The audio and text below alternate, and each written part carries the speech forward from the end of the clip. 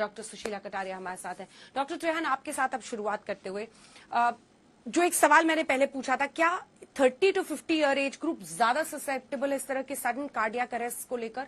इसी के साथ जो सबसे खतरनाक पीरियड उसे डॉक्टर अशोक सेठ ने 7th to 12th डे बताया है। सिम्टम्स आने जब शुरू होते हैं उस दिन को डे 1 काउंट अगर हम करें तो कौन सा ये पीरियड है जो सबसे ज्यादा वॉच आउट करने की जरूरत है? किस डे पर सबसे इफेक्टिव होगा? अगर हार्ट से रिलेटेड कुछ टेस्ट कराना है, डी डाइमर कराना है, सिटी स्कैन किस दिन कराना चाहिए सिम्टम्स के, ताकि वो इफेक्टिव आपको उसमें रिजल्ट्स दिखे? तो एज अ जनरल रूल पहले 5 से 7 दिन जो है वो वायरल फेज को कहते हैं। उसके अंदर जो वायरस को मेजर करने के लिए तो कोई ऐसा एक्यूरेट नहीं है कि वायरल लोड, पर आरटी-पीसीआर टेस्ट से ही शुरुआत में आपको पता लग जाता है कि आपका वायरल लोड कितना है। जैसे आपका जो सीटी स्कोर होता है उसके अंदर, उससे पता लग जाता है कि ये माइल्ड है कि सीवियर है कि मॉडरेट है। तो एक चीज इसको शुरुआत से ध्यान में रखनी है कि कितना स्कोर आया था।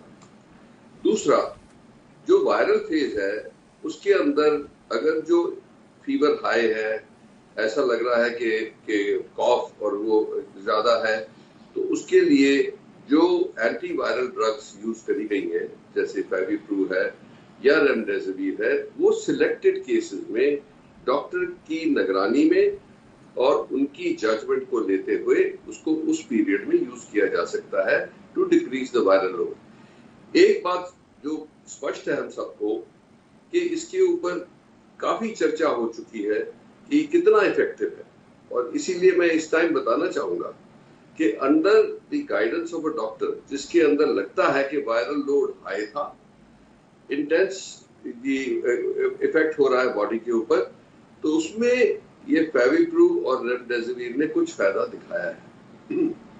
लोगों के दिल में क्योंकि भय होता है, ये बैठ गया है कि रेमडेसिविर कोई रामबाण है। ये सच नहीं है। रेमडेसिविर का जो यूज है वो under the supervision of a doctor judiciously use किया जाए।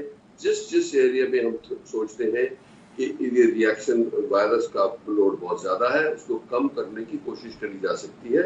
और जो भी स्टडीज हुई हैं उन्होंने ये दिखाया है कि रेमडेसिविर जब सूटेबल केसेस में यूज करी गई, उसमें हॉस्पिटलाइजेशन का जो दौरान है वो कुछ दिन कम हो सकता है। मौत के ऊपर या मोर्टेलिटी जिसको हम कहते हैं, उसके ऊपर कोई इफेक्ट नहीं पाया गया। तो इसीलिए ये मेंटली आपको पता होना चाहिए कि ये मत करें कि जल्दी जल्दी भाग के मार्केट से रेमडेसिविर जहां मिल रहा है वहां से लेके घर पे रख लेंगे, मुझे जरूरत पड़ेगी। इतने लोगों को नहीं पड़ेगी और जिनको जरूरत होगी उनको नहीं उपलब्ध होगी। तो इसीलिए ये मैं एक चेतावनी देना चाहता था कि ये नहीं कि जरूरी हर एक को रेमडेसिविर लेनी है।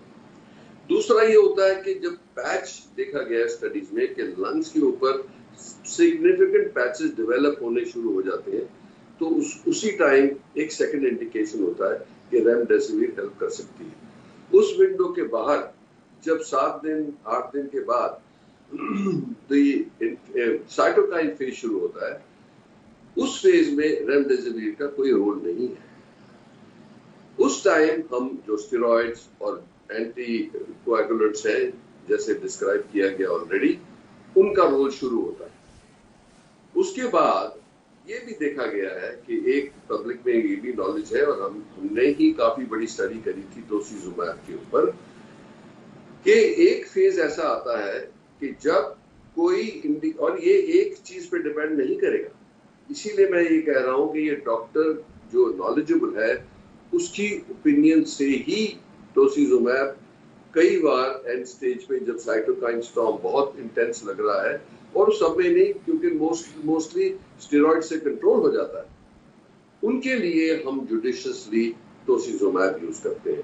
टोसिजुमैब का, और ये मैं वार्निंग भी दे दूं कि टोसिजुमैब हर को बिल्कुल नहीं लगनी चाहिए क्योंकि ये इम्यून सिस्टम को सप्रेस कर,